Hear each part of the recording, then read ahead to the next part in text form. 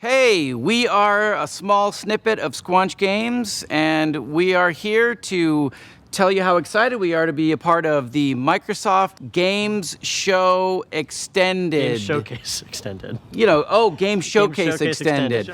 What's the need for the extended? Why add that extra word? Is there one that's not extended? And that's why? We're getting nods. There is a not extended one. Okay. And that one's just called without the extended. So that's just called there's the normal one. Yeah. I know what this is. Yeah. Well, hey, look, we're happy to be a part of it nonetheless.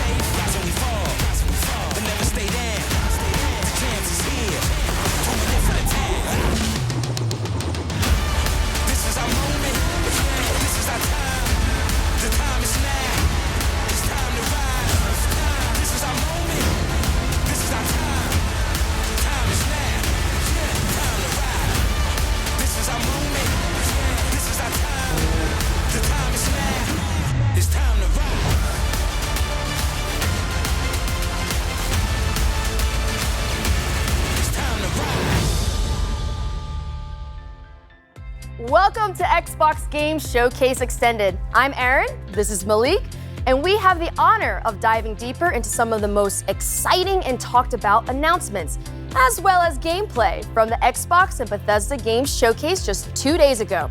For the first time ever, the entire showcase was focused on games you can play over the next 12 months. That's right, Erin. You saw world premiere gameplay from Redfall and Starfield, and today we've got Bethesda's own Pete Hines right here to tell us more. You'll hear from the renowned developers behind the brand new Xbox franchise, Our History Untold. Dive into Naraka Bladepoint with our partners at NetEase Games, and so much more. But first, we begin with a special look at how our fans got to celebrate the Xbox and Bethesda Games Showcase with a message from our very own Phil Spencer.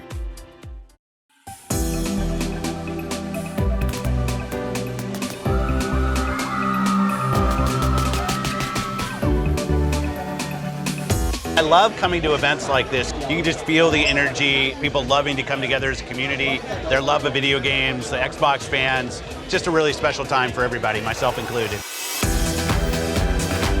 Gaming has this unique ability to bring people together, whether it's saving the world from the aliens or winning a football game. It's so great. I love hearing from people, what did you like in the show? Those conversations with people that are here about areas that they like and areas they wish we would do more, I think that's something that drives us. You saw it in the show today. People said, we want to see more gameplay, and so we said, okay, great, you're going to see a ton of gameplay. Yeah, I think this is our biggest lineup ever in terms of just diversity of different kinds of games from different kinds of teams, different genres. There's some franchises, Japanese franchises, don't always come to Xbox. We've been working on that. Today we obviously had Persona.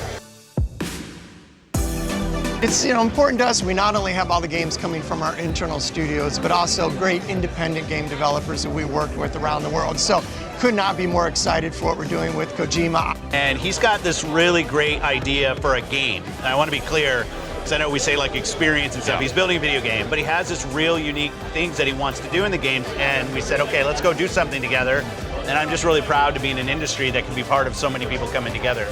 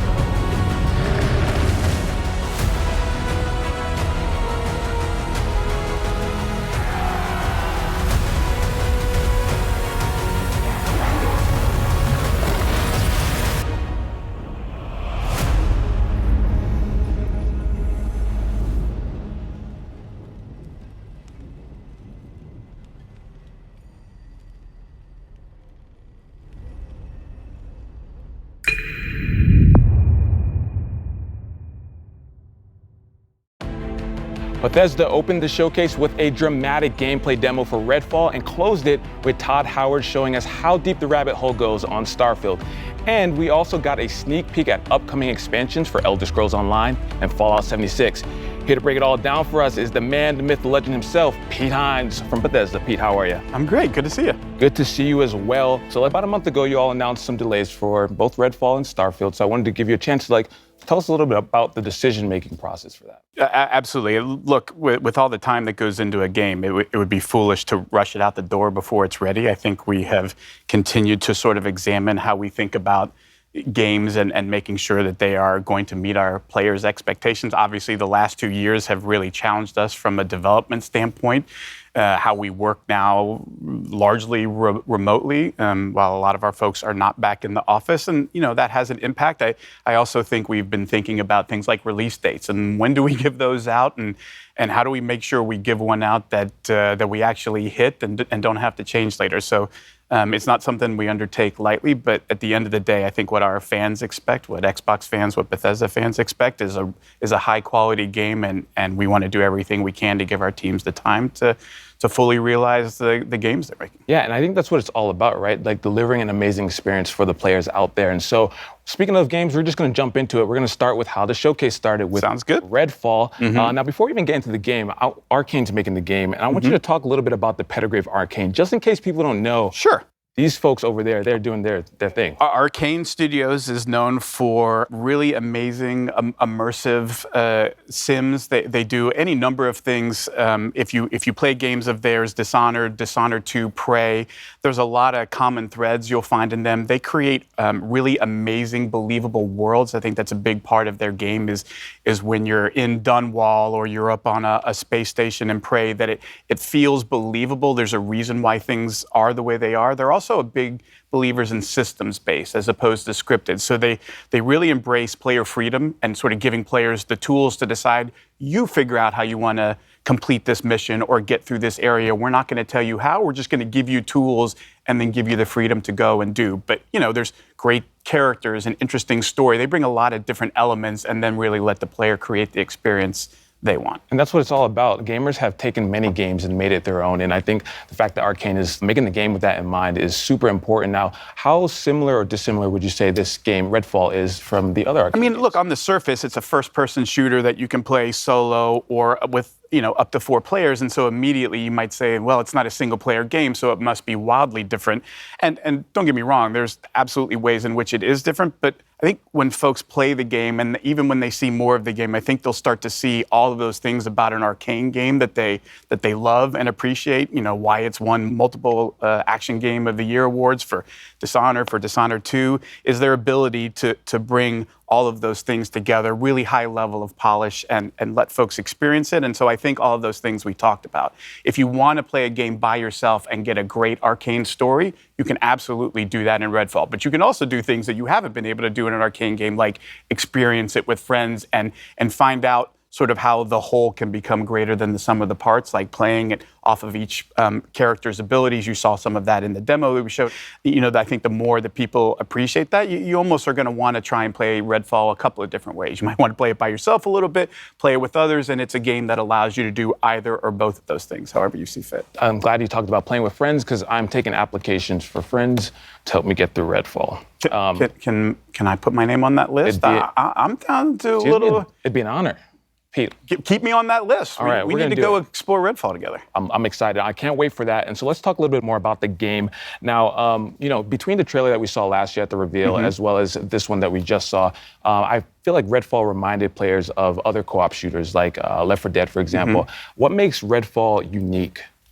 Again, it's one of those things, like if you watch just like combat footage, you might look at Left 4 Dead or Back 4 Blood or any of these things and go, oh, I see multiple characters facing a bunch of enemies, and so it's the same game. But I think that would be doing a disservice, that it's all of the things that take place in between the combat as well as the combat itself, sort of combining different skills and abilities in the way that you do, Layla dropping down an elevator using her powers that Jacob can use to get up top on a roof and provide cover. You have different characters who play roles really well, how you choose to use Breebone, the robot. All of those things come into, again, allowing the players not to say, here's a set of rules and you can only use, no, here's just some stuff that you can go off into this amazing sort of dynamic, ever-changing world and sort of experience and explore for yourself. And you come back the next day and it'll look and feel like a different experience, even though you're in the exact same part of the game. I mean, I think those are the kinds of things that Arcane does that really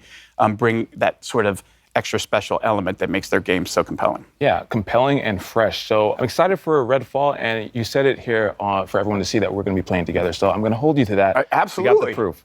All right. Can't wait. Awesome. So let's talk about Elder Scrolls Online. Now, I wanted to talk about the team philosophy, because I hear that the team is actually banned from saying things like, now is the perfect time to play. My least favorite saying is there's never been a better time to play a game. We all say that. Yes, games always get better. We know that.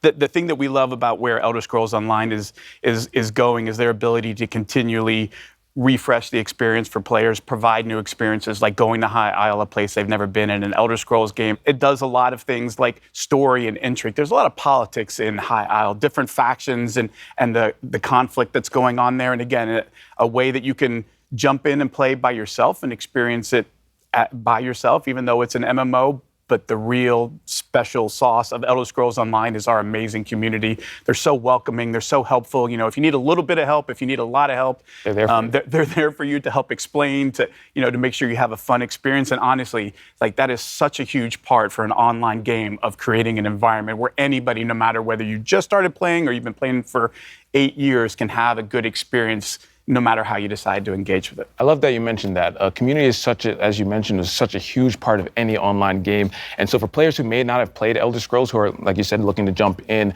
to know that they have that community backing them, that's going to help them guide them in their journey is super exciting. So, but I want to talk about Fallout a little bit. Okay. Huge milestone recently, 25 years of Fallout. It can rent a car even now. At this point, right? We're talking about it. All right, so this has to mean something super special to the team. Absolutely, and look, we are as aware of anybody. This franchise did not start with Bethesda. It's one that we took on along the way, and our intent is not just to pay homage to Bethesda Fallout. No, we mean all Fallout, because what this series has done, what it meant to us as players when we went and played those games, played the original Fallout 2.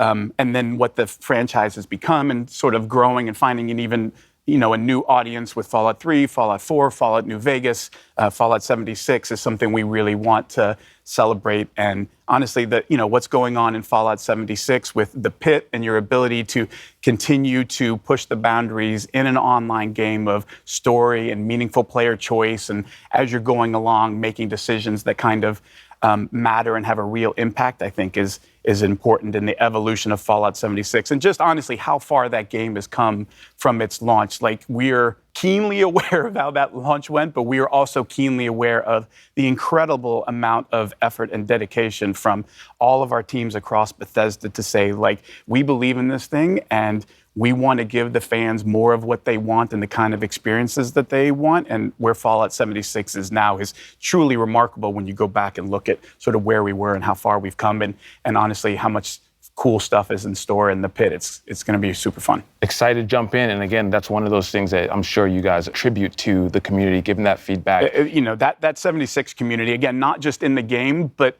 what they do for each other, to support other folks in the community, what they have done to raise funds for worthwhile causes. Like, it's not just an amazing group of gamers, it's an amazing group of human beings, and honestly, one that we're honored to interact with and be a part of every day. I love that. Pete, before you make me cry, we're going to move on to Starfield, all right? Okay. All right, so let's talk about it. Starfield ended the show. I got to say, watching the trailer, breathtaking. It's one of those things from the different locations and just seeing the difference between that moon versus the populated city, just amazing. The dog fighting, just everything was so awesome. The team really outdid themselves. It's one of those things about a Bethesda Games Studios game that I always love, and it's been the case, honestly, since, I worked on Morrowind and Oblivion and all those games that, we talked about. And for every single one, you cannot pin people down to, oh, it's about this, because it's not. Like, ultimately what those games are massive sandboxes where they give players just ridiculous amounts of freedom to say, you go figure out what kind of game you want to play and what kind of experience you want to have, because that's what this game is about. It's not us prescribing and saying, you have to do these things. And no, it's about creating this huge sandbox with over 1,000 planets so you can completely explore and say, yeah, but you don't have to. Like, it's entirely up to you to figure out what is fun for me. Do I want story? Do I want to join factions? Do I want to, build outposts and gather resources to build more cool stuff? The team really puts all of those tools in the player's hands and step back and says, now it's time for you to tell the story of Starfield, which is your story, which is going to be different than mine, which is going to be different than everybody else's. And I think that's really where the magic of a Bethesda Game Studios game happens. Speaking about the scope of everything, Todd said that this is what an epic RPG is. What does Bethesda define an epic RPG as? I think, again, it's sort of leaning into, look, there's a lot of folks who take a lot of different approaches on what does an open world mean. And Bethesda Game Studios always pushes themselves to the most freedom and least limitations, right? Where the items in the world are all real things. You walk into a store and there's a bunch of weapons or whatever. Like, that's not just art on a countertop. Like, you could pick those up. You could steal them and run out of it. You can create chaos. Like, we don't want to put too many limits on what the player is or isn't allowed to do. We love it when players say, I wonder what happens if, and then they try it. And then they get to see, like, oh my Lord, chaos ensued and it was insanity. Everybody was shooting at me. And like, that's, I think, the beauty of Bethesda Game Studios and the number of ways that they push for you to explore that, right? It's not just one, it's you could spend thousands of hours doing nothing but shipbuilding and like focus that as all you're about, and that's okay. But you could also be about exploring every planet and finding all of the good, and that's okay. Or you could just play the main story and be like, I want a kind of experience that I'm guided through so that I kind of get to see stuff, and I might stop here and there. Oh, there's a cool side quest that I got, but I want something that sort of leads me through, because I'm a little, it can be a little daunting to say you can go do whatever I want. Like, I don't know what I should do. So some folks want a little bit of a guided path or to understand where the fun is, and no approach is wrong. Like, for me, that's epic, because it says we aren't putting any limits on what you can or can't do. We're going to set you loose and just sit back and watch the beauty that you create with your own stories and the way that you solve problems or choose to spend your time in this world we've created. I love that. And what you said about, those moments that maybe you experience that I don't, like, those are some of the best moments if I think back to playing RPGs when I'm discussing with my friends. Oh, did you see that? No, I didn't see that. Where did you see it? And having them go out and find it. So I think that's going to be one of those things. We talk about that a lot, that sort of water cooler moment. Exactly. Of, like, you come in the next day and you talk to everybody about what you did, and you were like, wait, I did that quest, but I did this completely different thing. And you sort of start to appreciate all of the choices that you could have made you didn't even realize were an option. Like, oh, I didn't even think about doing that. Like, oh yeah, I just ran in and stole his ship and shot all of his crew members and took off. Like, you can do that? Like, oh yeah, you can do anything. Like that, I think that is a special part of a Bethesda Game Studios game. And when we say epic RPG, we mean all of the stories, all of them. All right, you just gave me some ideas for stealing people's ships. So I appreciate that. That's going to be top on the list to do in Starfield. Now, we saw quite a bit of combat and action in the game. That seems to also be, in addition to exploring and everything, that seems to be another huge focus of the game. Absolutely. I mean, look, if you look at a game like Skyrim, which like everybody's played Skyrim at this point, it can, a combat is a big part of that.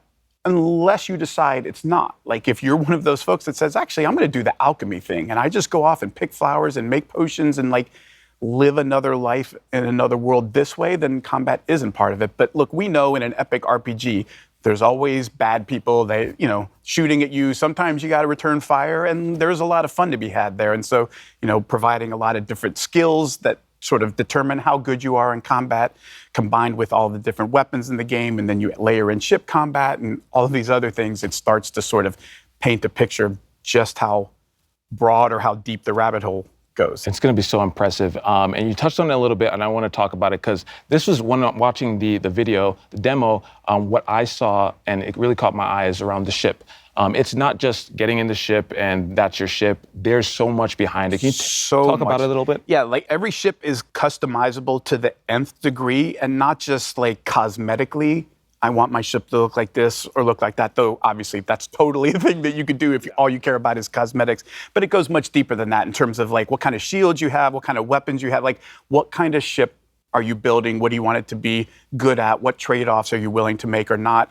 And then the other part of it is, of course, well, you can't just it's a spaceship. Those aren't cheap. So you have to figure out how am I going to do this? Where do I get the resources to build this stuff? What kind of, skills do I need to level up to improve different parts of my ship beyond, what I could do without those skills? So there's a lot of, again, choices in terms of you get to decide that, how much you want to put into that or not. Do you just want to give somebody money for the parts that you want? Do you want to build it? All of those things are sort of part of the fun of deciding how much do you want to interact with this and how do you want to interact with it. Absolutely. I mean, just as you mentioned, the scope, the level of player agency, something that I feel like is going to just make Starfield such a special experience. So between Redfall, ESO, Fallout 76, and Starfield, you all are just killing the game. Yeah, we got a few games coming out. It's going to be so great.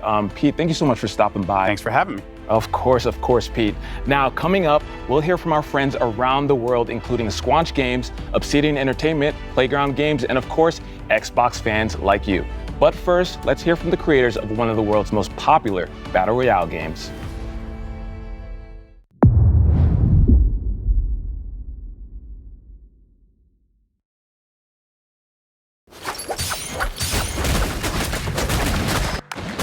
大家好，我是永劫无间制作人关磊。 We are glad to share Naraka Bladepoint, a unique online multiplayer action game with players all around the globe. As a NetEase studio, 24 Entertainment is joining hands with Microsoft to bring Naraka Bladepoint to consoles for the first time.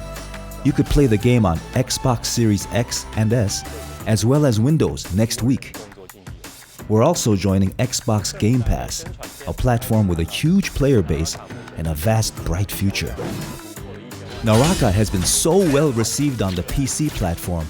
I am so grateful to the players for their love and support.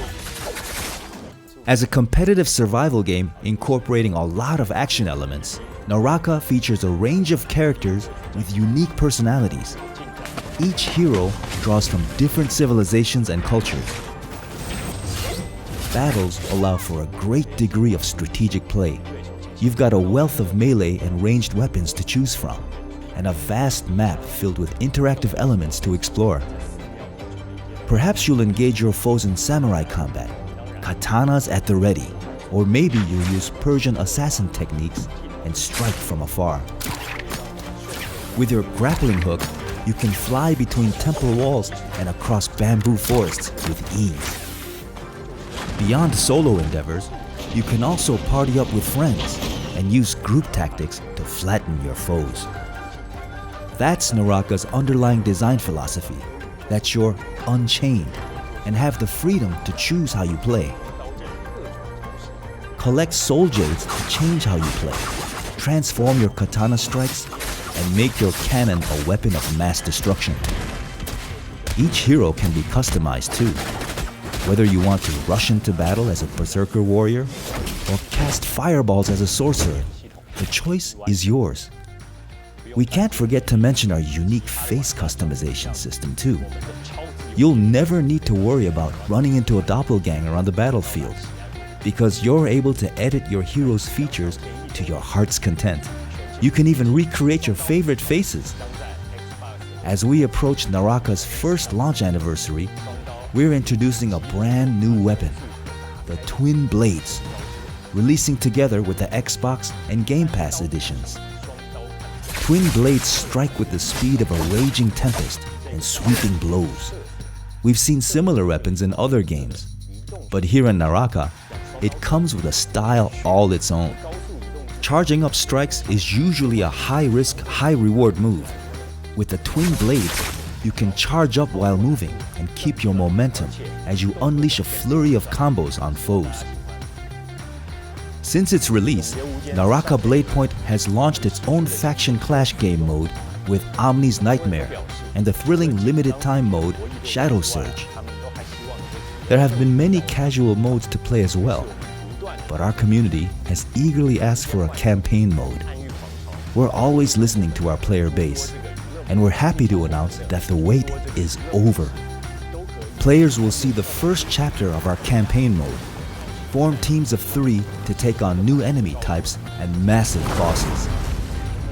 Disarming a boss won't be as easy as disarming another player though. PvP and campaign mode are two entirely different games. Further campaign chapters are also in the works, so we're eager to hear any feedback you have for us. We are also working on an Xbox One version and hope to see more players join Naraka later this year. Naraka is launching on Xbox Series X and S and Windows Store on June 23rd, and it's included with Game Pass at launch day. Now's your chance to dive into the world of Naraka Bladepoint. 快来体验我生无拘吧！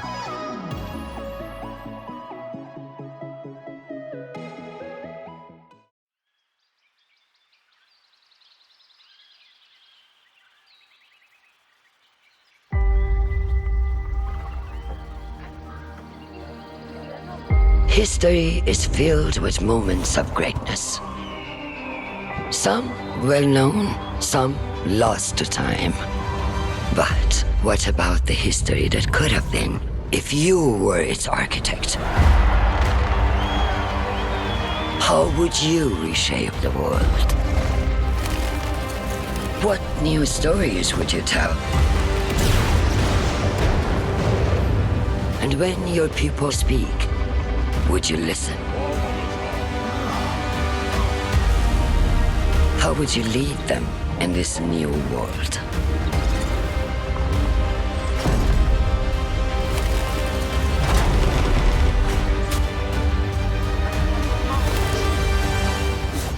History is filled with moments of greatness, but these will be yours.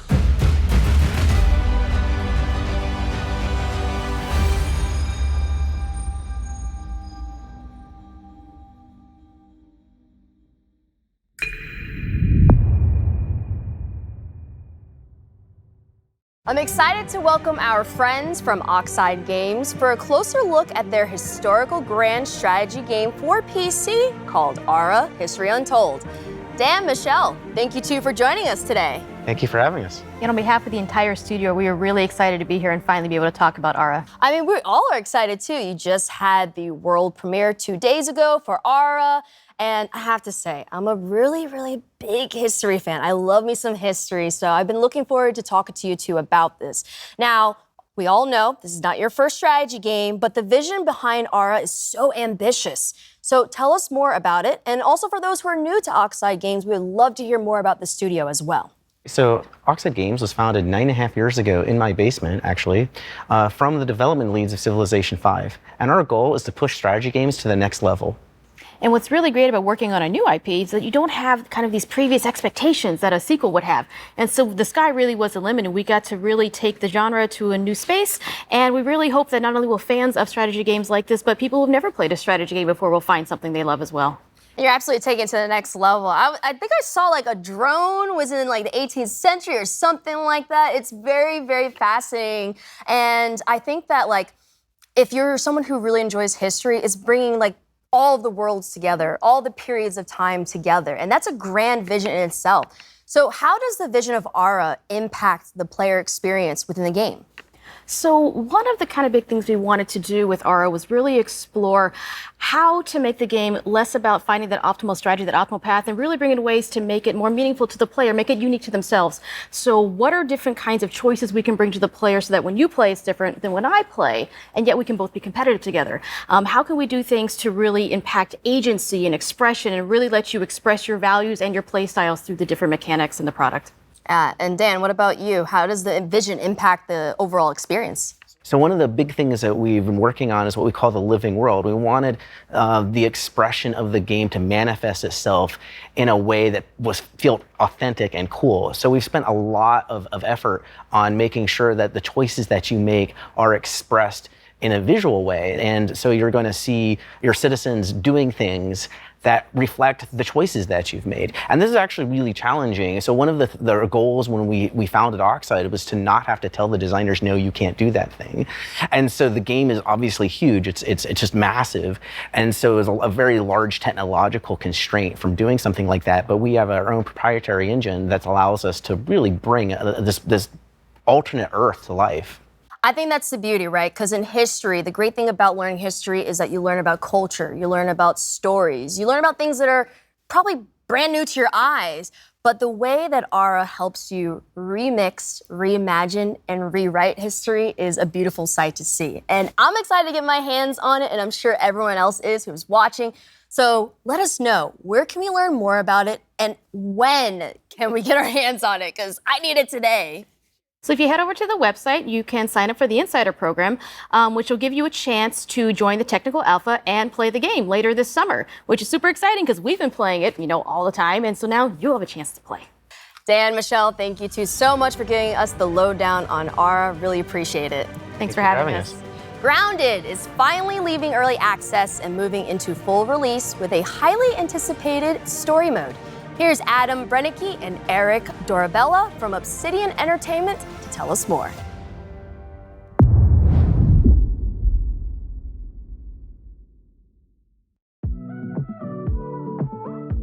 What can players expect from the 1.0 launch of Grounded? The big one, of course, is going to be a complete game, and that means story, right? From beginning to end, you can play through, why are you here? Who put you here? Yeah, exactly. And how are you going to get home? And I think those are like the big questions that people are asking about Grounded. Originally, we really just wanted to make a survival game. And one of the jokes was, hey, what if we did backyard survival? Everyone was like, yeah, that's a very unusual idea, but I think there's something there. One of the things that we did early on was establish the art style of Grounded. Things started coming to life as we did the initial prototypes and seeing some of the cool things, like the first time we added the spider into the yard, seeing the reactions of people in the office, even jump scares, people screaming.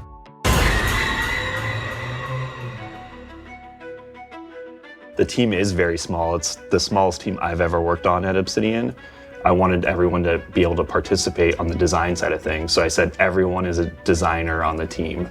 And I think that extends into our community and how we're building the game in game preview and early access. That's probably one of the big successes of the game is how close we work with the community and take all their feedback and suggestions. I think it's super rad. For a game developer too, that is a huge, huge thing, just to get people's feedback constantly of what they're liking, what they're not liking, and all those adjustments just make a much, much better game at the end of the day. We're at that point now that the yard's getting finished, and now we can play through the story. There's a lot of surprises. There's a lot of things that I think players aren't going to expect. And I think I know what you're talking about. I cannot wait to see players' reactions. I know a lot of players are just waiting for the story to be finished to finally jump into the game. People who played the game previously are also holding out for more content. I think it's just going to pull a lot of people back in and gain a lot of new players. So Adam, we have the Broodmother, from last year. It was like our first big boss.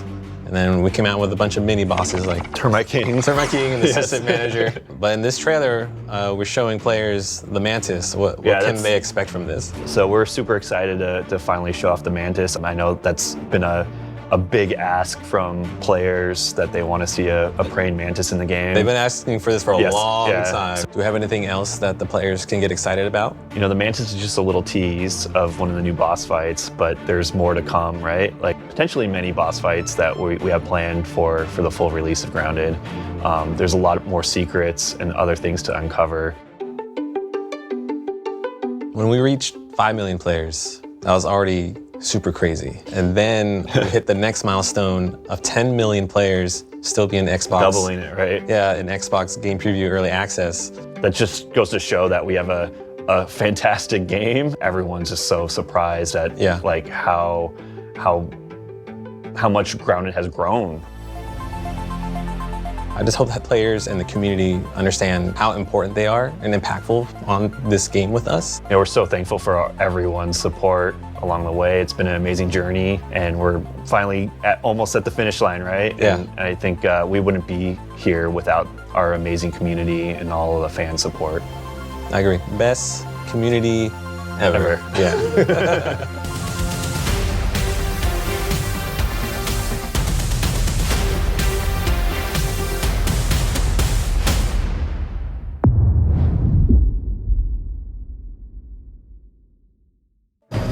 So I got a call from my good friend York Newman, the head of Microsoft Flight Simulator. He told me it was imperative that I meet with him. So I'm in this helicopter, we're flying to this location, we're on our way, let's go.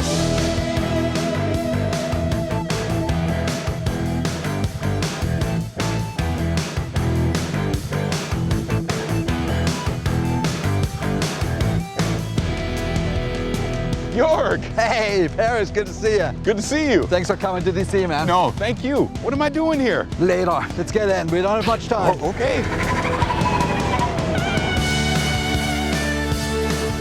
All right, Paris, right across the Potomac. That's where our contact is. Are we headed towards Arlington? It's still secret. I'm sorry. York, what is this place? Oh, you'll see. Let's go.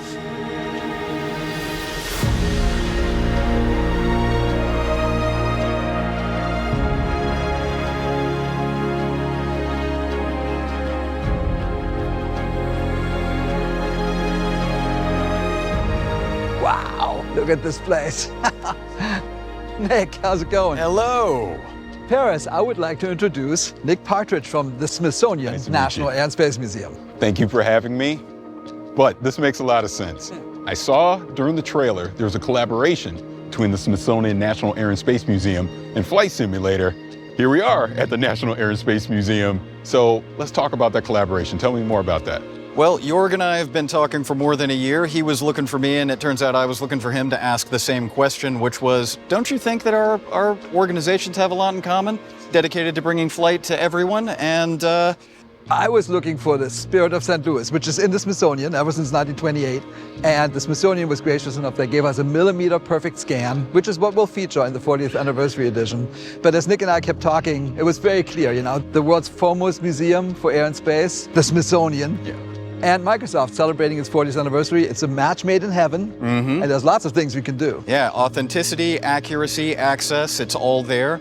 We're hoping that if everyone has as much fun in the community with the content that we initially collaborated on, a couple of our most historic aircraft, and some of the other aircraft in this center are already in the simulator, maybe we can jump in with both feet and do more in the years to come. Maybe even, who knows, we'll go crazy. We'll put the space shuttle in there. Oh, that sounds amazing.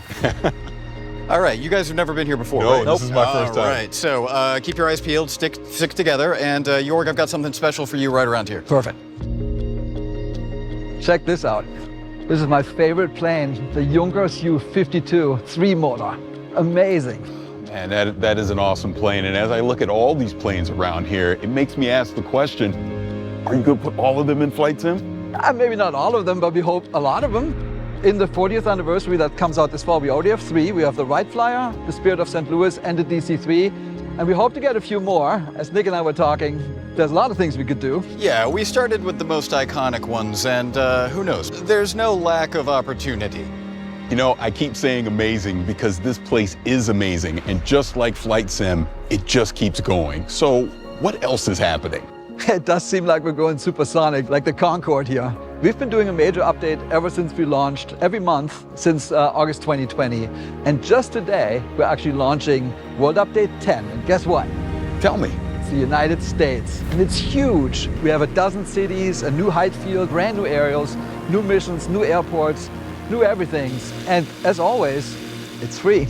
And check out this beauty. This is the Beechcraft Model 18. They call it the Twin Beech. It's a famous plane, and that's also launching today. And it's a great coincidence. It's actually a huge coincidence. Jorg's been working on that Beechcraft since before we met, but it's a great example of how much we already had in common. So Jorg, what can we expect the rest of the year from Flight Sim? We have a ton of great things coming up. So today is World Update 10. We have 2 more World Updates, one in August and one in October. And then in November, we have the big 40th anniversary edition, which will be an absolute delight for anyone who loves aviation. Okay, that 40th anniversary edition, tell me more about that. Yeah, so we're celebrating by bringing back some of the planes from the old Sims, like from Flight Sim 10, 9, 8, even before that. And we're restoring some of the old missions, and we're bringing back some of the airports that were in those editions. So it's a real celebration of the franchise. So this celebration is not only of the franchise, but the past as well. And we're also adding brand new things on top of it, like that the community really wanted. For example, helicopters. Isobo wrote a brand new fluid dynamic system to make all that work. And then we're adding gliders, which is a completely different way to experience the planet. It's just you and the wind. Right. And then the last one is we're bringing, it's the biggest deal for simmers, a brand new real-to-life airliner, the A310 from Airbus, by a brand new partner called Inibuilds, a great development team. In fact, of the 10 planes we're bringing, most of them are created in collaboration with third parties. So it's a really cool way for us to integrate with the creator community. Now, how do I get this? If you're on Game Pass, if you already own Flight Sim, the 40th anniversary edition is a free upgrade. This has just been an incredible experience, seeing all these planes and going through the history and everything that's coming to Flight Simulator. I mean, thank you so much. Thanks for coming to DC. Paris, thank you, Nick, for the great collaboration with the Smithsonian and for kicking off the 40th anniversary edition of Flight Sim. It's been wonderful. Thank you so much. Yeah, thank you.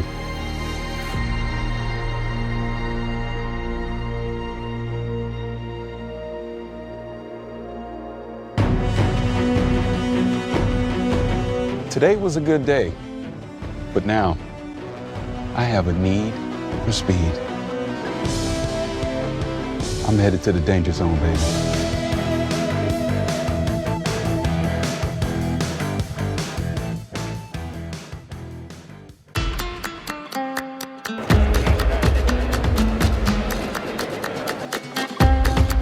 Estamos aquí para disfrutar del mejor día de mi vida, el día de la Xbox, que estoy muy emocionado.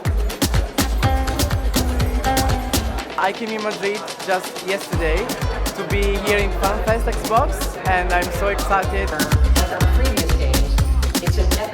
Estamos aquí en Madrid para ver nuevos juegos como Starfield, que yo personalmente le tengo muchísimas ganas. Me ha encantado y no me lo podía perder, este es un evento único.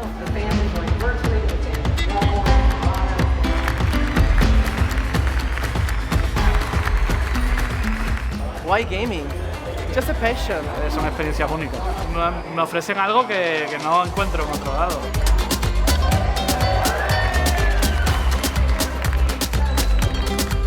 Lo que te digo, es como una familia para mí. Me ha parecido genial y un cierre para un evento así, maravilloso. Just the passion that people have. I feel very welcome.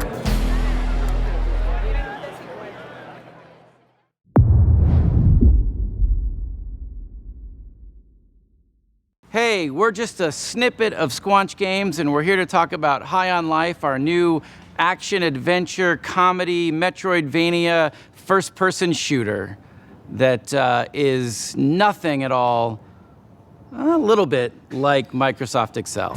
All right, you're a bounty hunter now. You gotta help me rescue my friends. They're Gatlians, just like me.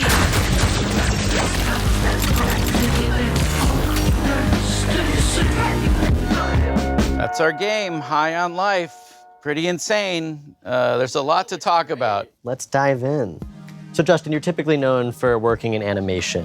What brings you into the world of games? Why are you in the world of games? I'm obsessed with games, have been my whole life. Always had ideas, always had, things I would love to make, but just never thought I could ever step into that arena because I lack all the skills needed. You don't know how games work. Other than like creative direction, creative ideas, like other than that, I lack all the skills to execute. But that's why, that's part of why you want to start Squanch, right? Is like to be able to have an idea like that and let it grow to something amazing. And to be able to be creatively free. I wanted to make games that I wanted to play. And that was sort of the spark that just lit the fire of Squanch Games. And then we shipped Trover and we shipped Accounting Plus, and now we're on this absolutely dream game. This is like our real legit swing at like a proper, like we're indie, but like this is like our AAA, or is it triple I for indie? We're triple I. Yeah. This is a triple I game. So the story of our game mostly follows like Earth being invaded by this evil criminal cartel of aliens who come in and kidnap humans and start selling them on the black market like they're drugs. And you're the one human who has to team up with a talking gun and stop them. And when you select a cartel leader that you're gonna go after, like it opens the portal door to that world that they're in. Eric, can you tell us a little bit about the worlds of the game, the art style of the game, the visuals? Yeah. So we spent a lot of time kind of constructing and creating these awesome alien worlds. Myself and Mikey Spano, who is our art director, him and I worked like a ton on the sort of art direction of the game. He really kind of landed in this space, which was kind of Blade Runner meets the Muppets. So we're trying to capture that feeling with all of our characters, especially our aliens. And then each world is its own kind of unique flavor, right? I think some of the ideas came from very kind of core thoughts. Like we want to have an awesome alien, like drug-dense spa on an asteroid. And yeah, what makes me really excited is the sort of really clear and like, it's almost deceivingly simple narrative, right? Save the Earth, humans or drugs, talking guns. Ta-da. So Alec, who are the guns? What's their deal? The guns are these talking alien Gatlians.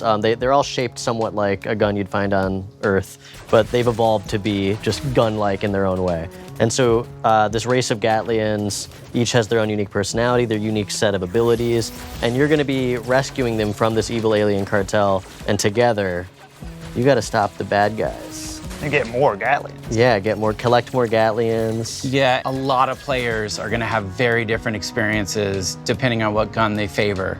Yeah, you kind of pick your favorite companion to have out a lot and hear their dialogue, be part of different dialogue scenes and stuff. Yeah. Look at us, blasting away! And sometimes you can unlock the guns in a different order than another player has. So when you go back through a level, you'll see things that you would have been able to access if you'd done it in the other order. That's you can come back. That's a huge one. All right, so we've talked about this crazy good game that sounds amazing. Why should people be excited to play it?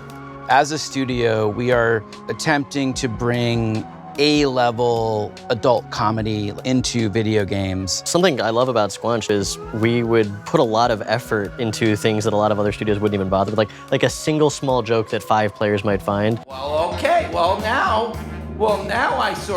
I can. I love that stuff. I love like edge casing and like what makes you remember a game. Yeah, like if a player's trying to break the game in a certain way and then you have an answer for that for them, that is like such a memorable and amazing moment.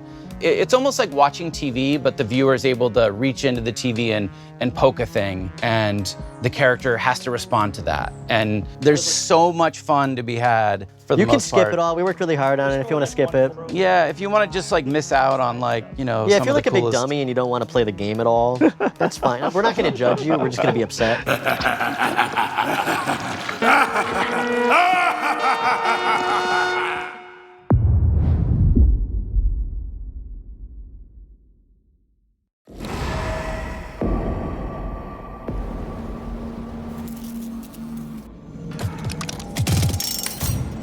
This is gonna be fun.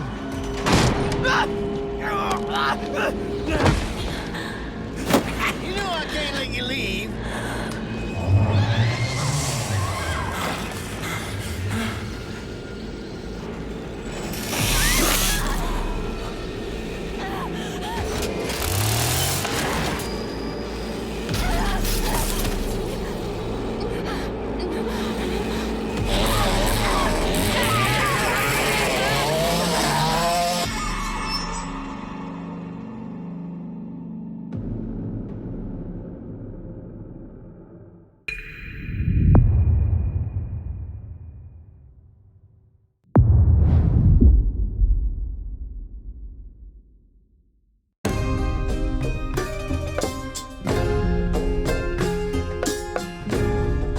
Pentiment is a narrative adventure game set in 16th century Bavaria, which is part of the Holy Roman Empire.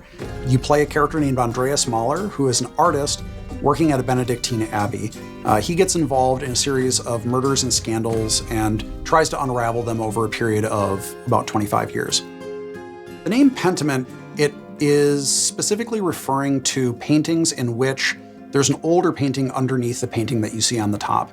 And if you scrape away the top layer, you see what was left behind. This has a bunch of significance. Obviously, you're playing a painter, but also it has a lot of significance to the idea of history kind of being covered and uncovered over time. When I saw narrative-driven games with really distinctive art styles, I was inspired to make a historical game that focused on the unique art style of the early modern period that was really driven by the relationships between characters and the stories that played out over time. Hannah Kennedy was really integral to defining the art style of Pentiment, especially blending the late medieval illuminated manuscripts with the early modern woodcuts. Yeah, so there's a lot of major points to solve and kind of marry between wanting this to be a true to the history, true to the feel of the source material that we were referencing as far as the narrative, but also thinking about the types of games that were like what we imagined we wanted as far as a gameplay experience.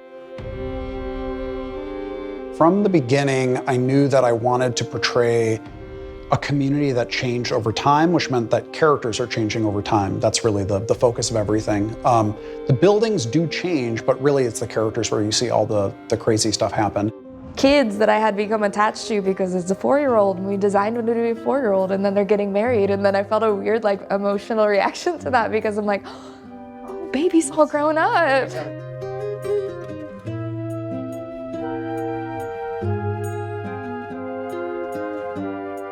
I think the 16th century has always been really interesting to me because it was a time of such social upheaval in Europe. I think when we look at social change in the past, it seems like it's a thing that always happens outside of our time. But right now, I think we're maybe more aware than ever that social change is happening constantly, and people are always struggling with it. It's always a difficult process. And so I hope that by looking at people from the past, we can see that even though the setting might be different and the specific issues might be different, ultimately, we always struggle with social change.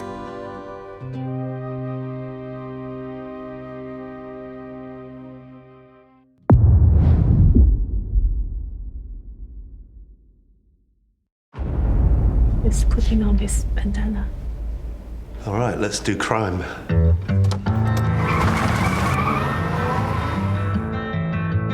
It's such a bad idea. All you had to do was keep your mouth shut! I'm gonna override this. Is your life mission to cause harm? Yeah. This is my favorite shot of the whole game, this one. With As Dusk Falls, what we're trying to do is to make a brilliant interactive experience for anyone who loves brilliant storytelling. So people who enjoy films, people who enjoy TV series. It's also a social experience and about sharing these stories with the people you love. So I think we should stick to the plan. Yeah, stick to the plan. I took my inspiration from TV shows, prestige shows like, Breaking Bad, Fargo. I really love Dog Day Afternoon. It's such a wonderful setup. You try that again, and every last one of them leaves in a body bag. When you write for interactive stories, it's all about the stakes. You want big choices, the tentpole ones that everyone will remember from the chapter they played, but also you weave in the smaller stakes, the drama bit, like the relationships. Are you gonna stay married? When you lost your job, this wall went up and I missed you, okay? The game deals with very mature themes that you don't normally find in a video game. It really gives you agency over characters that are relatable, that are familiar to you. It's like an interactive story, but with the power of video game behind it. I only gotta yell and my brothers will come. Now hold your horses, young man. I think you should at least listen to what I have to say. In the first book, it's mainly structured around a hostage situation in a motel in the middle of the desert in Arizona, so it's a pressure cooker. You want your wife to live? Answer and do exactly what I say. Book 2 takes another approach entirely, and it's a chase across multiple states in the US. There's nowhere else to run. As Dusk Falls is an interactive show, but the important part here is the word interactive. The players are very much needed to help the character on their journey and decide what's going to happen to them, help them grow and change. It's not like there's one golden path. There's so many different ways through the story. You can replay it, and then you get to like different story and different ending, and you feel like you're actually achieving something and shaping the story and also the character. Some of your true self comes out into that thinking. I don't know, what would you do? I'll try to, yeah. And at the end of the game, when you play, we tell you about your playstyle, and it reveals something about the player themselves, their values, and the way they interact with the others that they played with. I think for me, one of the really important things was that this art style could tell lots of different types of stories. We want to take really beautiful, sort of subtle facial performances, really strong dramatic moments, and just really represent that such that every frame is a painting. It's a single player and multiplayer experience, so 1 to 8 players. Because we wanted to draw in people who weren't necessarily gamers. Gamers are going to love this game as well because it's a very mature, in-depth story. But this game really taps into your life skills rather than your gamer skills, puts everyone on a level playing field. You did well there, that is a ferocious job. We did it! You share the same character, you discuss, you make decisions, and majority wins. It's like each player is like a voice in the character head. Are you taking the money this time? I am definitely not. Take the cash. It's been a massive journey, and I can't believe we're just like so close, touching distance to this game. Yeah, I'm gonna miss it when it's done.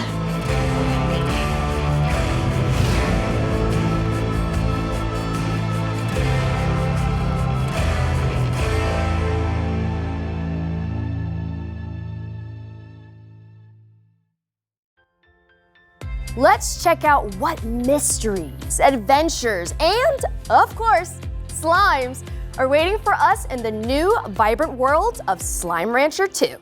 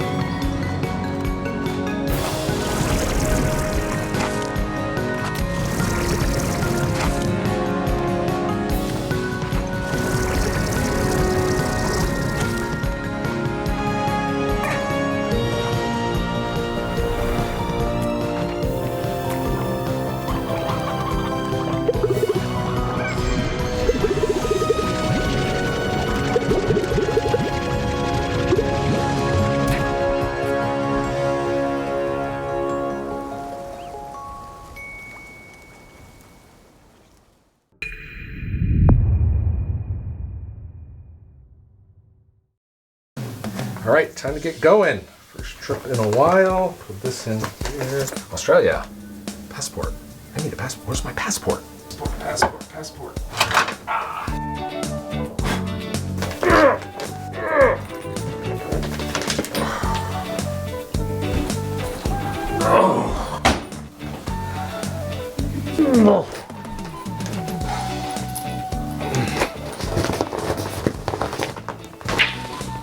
All right. Where's my Uber? All right, let's go.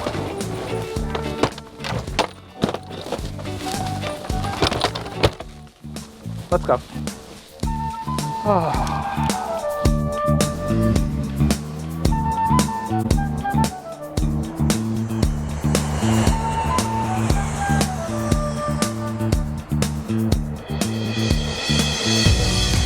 Welcome back to Melbourne. It is so great to be here in person. Get ready for the showcase.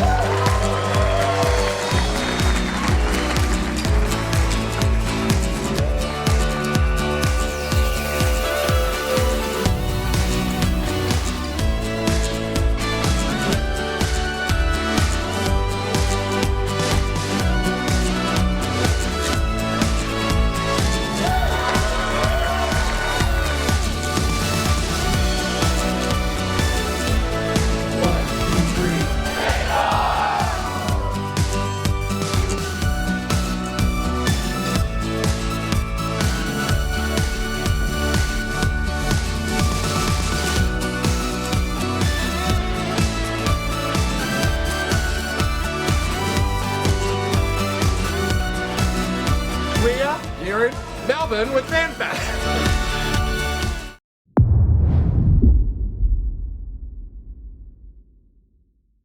We are so excited to tell you all about Forza Horizon 5 Hot Wheels, the first expansion for Forza Horizon 5. So Mike, let's start with why the team decided to bring Hot Wheels to Forza Horizon 5's Mexico. Our fans have been telling us for years about how much they loved Forza Horizon 3's Hot Wheels expansion. So we've been waiting for the right time to bring everyone another Hot Wheels adventure. Forza Horizon 5 presented the perfect opportunity to bring Hot Wheels to life like never before with the power of the Xbox Series X and S. It really does sound like the perfect time for Forza Horizon and Hot Wheels. So I'm wondering if you can tell us a little bit more about what to expect being in the clouds of Mexico this time. Yes, you travel to the clouds above Mexico to visit the Hot Wheels Park, which is comprised of over 200 kilometers of the fastest, most extreme tracks yet. Once there, you'll join the Hot Wheels Academy and set out to take on Forza Horizon's most extreme racing yet and prove yourself a Hot Wheels legend. Let's go.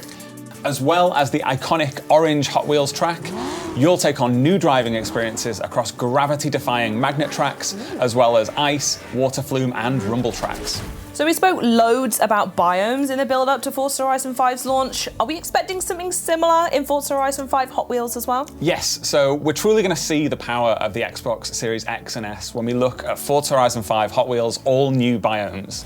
The amount of detail and diversity that we can pack into the 4 new biomes is breathtaking. We have the rugged Giants Canyon, where you'll hear the growl of your engine bouncing back off the intricately detailed rock formations.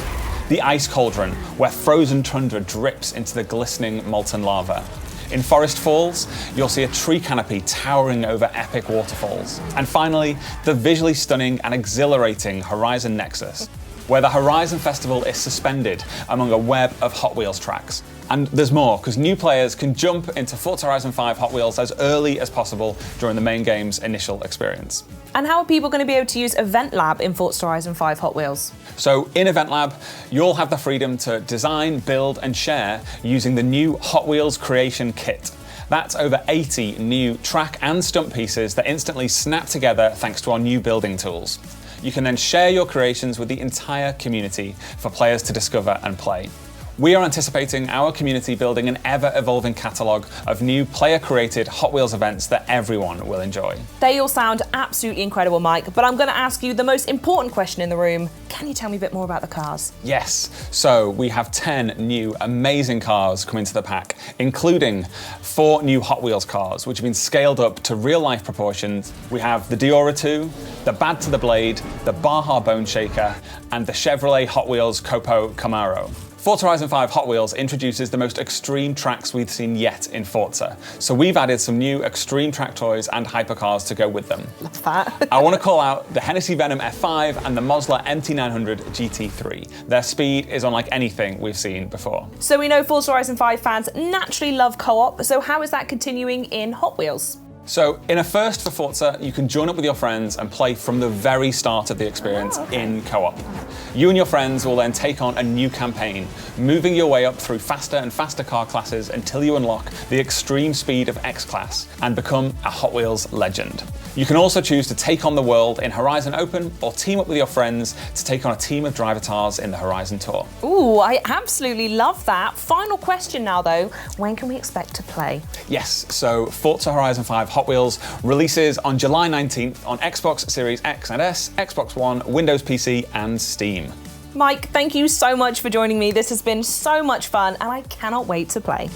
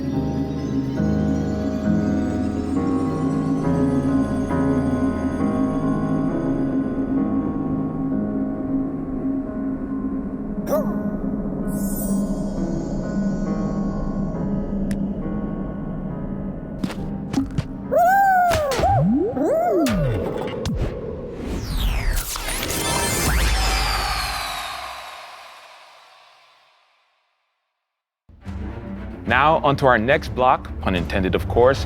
Minecraft Legends is the action strategy take on the franchise you never knew you needed. I'm here with Dennis Rees from Mojang Studios, who has just released the world premiere trailer of Minecraft Legends. Dennis, welcome to the show. Thanks for having me, Malik. So happy to have you. I mean, this is a really exciting time for the team. Let's talk Minecraft as a whole, though. That game, I have nothing to back this up, but I feel like everyone on the planet's played Minecraft at this point. But that wasn't enough for you all. You all went and made Minecraft Dungeons, and now we're moving on to the recently revealed Minecraft Legends. So one, tell me a little bit about what it means for the team to actually be able to reveal the game, and then two, just let us know what Minecraft Legends is. Well, we are so excited to finally be able to talk about this game with the world. We've been working on this game for some time now. Minecraft Legends is an action strategy game. Is set in the Minecraft universe. And in order to build this, we really wanted to partner with a great company that understands strategy games. And so that's when we reached out with Blackbird Interactive. And in doing so, we were able to create an experience that is welcoming for people who may have not played Minecraft, but also people who have. And I mean, you've seen the trailer. It's about going and traveling through these beautiful biomes, exploring this world that is familiar yet still mysterious. And so as you explore these lush biomes, you collect resources, and then you use those resources to build defenses from these dangerous but very cute piglins. And in those offensives, you're able to fight them back and send them back to where they come from. And you know what? You're going to probably want to build some alliances with some unexpected friends because they're going to help you actually defeat the piglins and send them back to where they come from. Oh, I'm looking forward to it. And I love what you said about trying to make a game that's both for fans of Minecraft that exist and new fans coming in. Minecraft can go in so many different directions, I feel like, with a new game. What made you choose action strategy? Well, really, it was many years ago, as a group of folks at Mojang sitting around talking about what game genres they really enjoy. And action and strategy were the most popular ones that came up. And so we started to think about who we could partner with to build that experience. And that's where we came into Blackbird Interactive. And that was back in 2018. And, the project was codenamed Badger. And an interesting little fact for many of those people that might follow Minecraft, if you go back to Minecon 2018 and you look at the shirt that Jens Berenstain was wearing, you'll see a graphic on there. And it's in the shape of a badger head. And really, that was meant to be an Easter egg for years forward, which here we are now. I gotta say, I love a good Easter egg. Now, where would you say that Minecraft Legends fits in the overall Minecraft universe? Well, the Minecraft universe is just always growing and expanding. And if it's not from our partner communities, then it's from Mojang specifically. Like you mentioned, Minecraft Dungeons. That's a great example where Mojang went out and we built this dungeon crawler experience in the Minecraft universe, and players love it. It's wonderful. And with Minecraft Legends, we're trying to do something similar, really. And here we're going to be introducing a narratively driven campaign with a whole bunch of new characters and a lot of other things that I'm not ready to share right now. Dennis, I thought we were friends. You can share it with me and everyone watching. No? Okay, I won't pry anymore. But tell us when the game is coming out and where we can keep up to date. It's coming out in 2023 on PC and console on Xbox Game Pass. And if you want to know more, just follow us Twitter or jump on Minecraft.net. Dennis, I'm so excited to jump into Minecraft Legends. Thank you so much for stopping by and giving us the lowdown. Thanks for having me.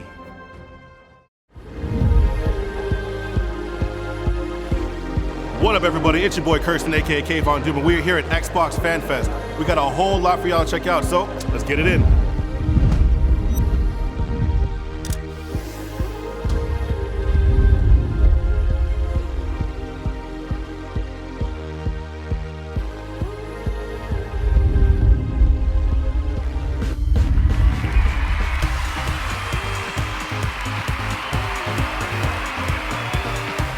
They asked me what year Halo came out, won this sweet jersey. I couldn't believe when I was here on site that I would get to meet the real Master Chief. Experience here, out of this world. It was really cool to see. I'm gonna go get my nails done because they have a nail station and these things need to be painted. Redfall looks dynamite, and come on, Diablo 4. Oh, it's so. Why are you so gruesome? All bloody things. No, but it's great. I love it. What a day we had today. Thank you, everybody, for showing up to Xbox Fan Fest Toronto. Had a lot of fun, saw a lot of games, great experiences overall. Catch you in the next one. Here we come. Are you ready for more? It's that thing we got. Coming in real hot. We breaking down no ground, whether you ready or not. Start it up. Do it like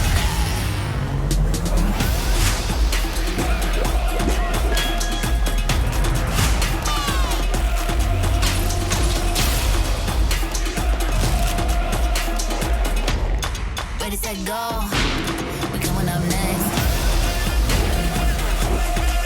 Yeah, watch this.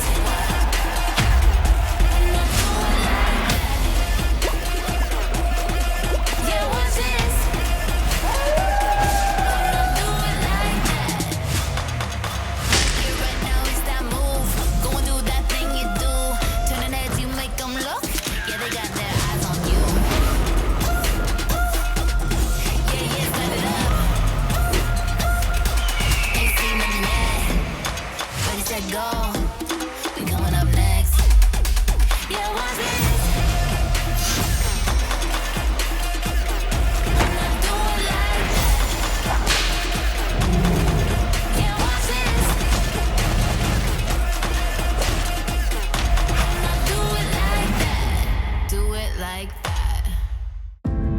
I'm joined now by Sarah Bond, who leads the gaming ecosystem organization here at Xbox. Sarah, it's so great to have you. It is awesome to be here and so good to see you too. Yes, I'm super excited for this conversation because as we know, game creators are crucial to Xbox's success. And whenever you talk about them, it's with such passion and tenacity. I love it. And it sounds super important to you and the rest of Team Xbox. So my question to you is, how do creators inspire the work that you and your team do? The creators are just the bedrock of everything we do on my team. You know, when you really think about it, where gaming really comes from is it starts with someone who has a creative idea that they choose to put into a game that we all get to experience and enjoy. And that's really the bedrock of our industry, of what motivates us, is to help those people, those developers, bring their stories out. And we think about it in three ways. You know, how do we create a vibrant and engaging gamer community for them to come to through Xbox? What are the set of tools and services that we give them that make it easier and faster and more affordable for them to make a game? And how do we create a range of business models that they can use? Because a business model really enables them to perform all sorts of different types of innovation. Yeah, business models, tools, resources, all these provide choices, and it's increasing these choices for not only the developers, but the players themselves as well. Yeah. For example, you and your team just announced a new feature that's going to bring game demos to players. Can you tell us a little bit more about Project Moorcroft? Project Moorcroft. I Ooh. know. I love these project names. I wish they would just let me name it, but Yeah, they just won't. say it. I know. You know, They won't. Can we change that? Well, look, we were sitting around as a team and we were thinking about some of the things that we've always loved the most about the gaming industry. And one of them was, remember when you would go to like a show like PAX or E3, and you would go to the show floor and you get to play a demo or a piece of a game, and the developer would be right there next to you, talking to you about their experience, asking you to try things out, asking you your feedback. And that was one of the things I loved the most about those experiences. We just don't have them as much anymore, you know, in the way that the world has evolved. And so we thought, gosh, how can we make Game Pass like that? Like, how can we use the power of Game Pass and all of the great discovery and player engagement that is in it and have it create for creators that opportunity to engage with fans early as they're creating their game, and also for players to get to experience something that they're really anticipating. And so that's what we're going to do. We're actually going to have a program that enables developers to take a piece, a level of their game, and put it into Game Pass so that they can get that great feedback and players can engage with them. And we know it's a lot of work sometimes for developers to do that, so we're also going to compensate them for their participation in the program. I'm so excited for what's going to come when we launch that. I think the one thing that we all miss is that connection, right? And now that we are able to come back into conferences and stuff like that, we still need to deepen it, because Yeah. by deepening that connection, you're diversifying the voices, and then that in return helps to diversify the games and bring diversity into games. Completely. So how will Microsoft help to further that front? Yeah, we think about it all the time, frankly, as Microsoft, as Xbox, in my team in particular, because creators is core to everything we do. You know, if you think about a game, it enables you to experience a perspective, a point of view, in a way that is deep and immersive, unlike any other form of media. So the importance of everyone having an equal opportunity to share their story and their perspective through a game, and what it means to shaping our perceptions, to what we talk about, to what we believe, to broadening our perspectives, is critical. And we think about that all the time. So what we've done as a team is we're continuing to expand the set of developers who we're engaging with and bringing them into the Xbox ecosystem. We've actually more than doubled the number of developers that are making games for Xbox, and we saw lots of those games in the last day, which has been pretty cool. And the other thing that we did this year is, for the first time ever, we actually have a presence in Africa. We have our first Xbox employee in Africa, specifically dedicated to working with creators in the region. So what message would you like to leave for creators who are interested in starting in the industry? Yeah, I get that question a lot. People say to me, gosh, I would really like to be part of the gaming industry. I'd love to make a game. How do I break through? How do I get involved? And I say, first of all, network. Talk to people, meet people, connect with people, just how you and I connected actually at an industry event, which we met at, which was super fun. You know, build that network and that connectivity, because it's so critical in every industry, but I think particularly in gaming, right? You know, go to industry conferences like GDC, meet people, learn, try that out. And if you're interested in making a game for Xbox, you can actually go to github.com. You can actually download the Xbox Game Developer Kit and get started. And once you have a game concept, you can also submit it online through id@xbox.com, and then you can self-publish to Xbox, which is another great way. And of course, if you actually want to get involved in the industry, all companies are great, but I highly recommend you check out coming to work at Xbox. I'm biased, obviously. I mean, hey, you have every right to be so. Sarah, thank you so much for joining us today. And also, thank you to all the viewers for tuning into Extended. We've heard from so many amazing developers on today's show. Now, before we finish, is there anything else you'd like to share with us? We were talking earlier about the importance of people being able to tell their story through a game and how incredibly powerful it is. I mean, when we were talking about that, I was thinking about an experience we've had as a team that's been very touching for me. So, a couple years ago, we started really consciously extending the depth and breadth of content that we have in the Xbox ecosystem. And it was through that I got to know the team making Stalker 2 really well. And I actually got to intro that game last year in the Xbox Game Showcase, and it was just incredible. And the thing was, when I was looking at that game last year, and I was looking at the story that they were telling, and they were talking about the beauty of the land and their dedication to their culture and their country, and I thought, wow, this is a cool game. This is a compelling story. But sitting here today, recognizing that team is Ukrainian, they were based in Kiev, looking at that story and what they were showing to the world just feels entirely different and far more poignant and visceral to me. This is a team who's talking about their culture, talking about fighting for the existence of being a nation, of being a people, of having their own language. And now we all, as a world, have gotten to see how tenuous that in fact is. And it's an honor, frankly, to be part of this industry and to have the opportunity to uplift their voices and to let their story be told through a gaming experience, especially knowing what we know now about the situation in Ukraine. And as part of that, they actually shared with us something that they wanted us to share with all of you today as part of the show.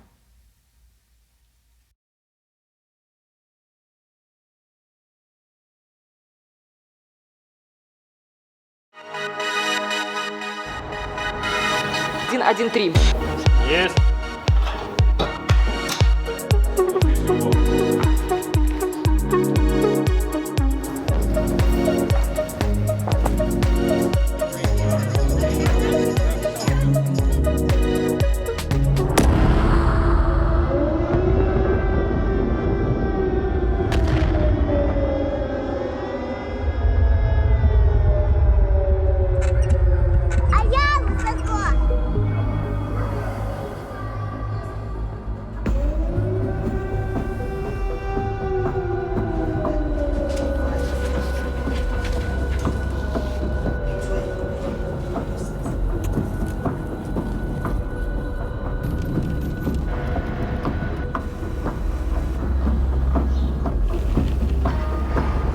Здесь кипела работа, идеи, она не останавливалась. 3 месяца назад началась война России с Украиной.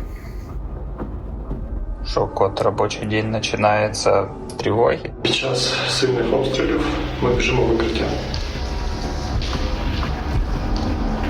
Це переноска для мого кота, який загинув ще в перший тиждень війни. Ходишь вечером, сирена, выходишь днем, сирена.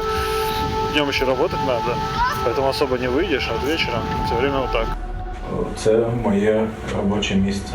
Вже 3-й місяць я живу і працюю в коридорі. Зі мною живе одноокий пес, врятований з-під обстрілу в Гостомелі. Зараз мені важко писати квести про війну, коли вона йде навколо. Так работает в перерывах между сиренами і волонтерськими задачами. Світ ще побачить, наскільки в нас класна культура і в тому числі, наскільки класні ігри ми можемо робити. Меня зовут Александр, я являюсь сотрудником компании ЖСК. Я с Мариуполя. С начала боевых действий была потеряна связь с моими родными и близкими. И это непередаваемое, ужасное чувство, когда ты не знаешь, живы они или нет. Я Дмитро Ясенєв, розробник Сталкера.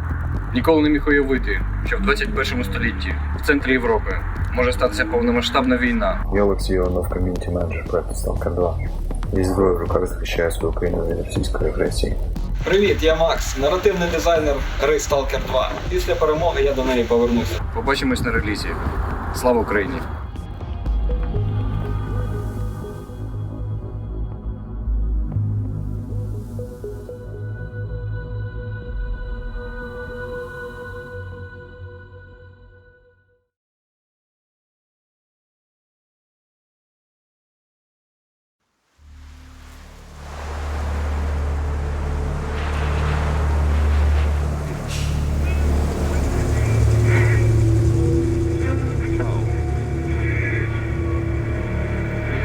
Last question, Dr. Dallin. Are you sure the perimeter surrounding the zone is really enough? If a powerful emission were to occur, we would... Listen, the zone has remained stable for years. Besides, we didn't establish the most advanced institution in human history without first guaranteeing its safety. As the head of the Scientific Institute for Research of the Chernobyl area, or CERCA for short, I believe the wonders that we will bring to the world far outweigh the potential risks. How big are these risks exactly? The zone reveals a whole new world. We can stick with the old one, fearing change. But tell me, do you want our descendants to remember us as cowards? Or as those who dared to venture forward to a new, better humanity?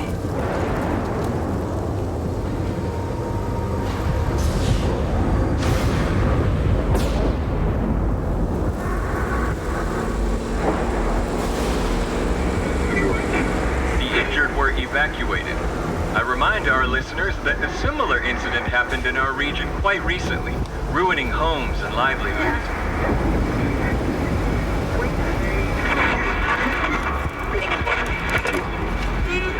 However, city officials urge people to stay calm, assuring them the situation is totally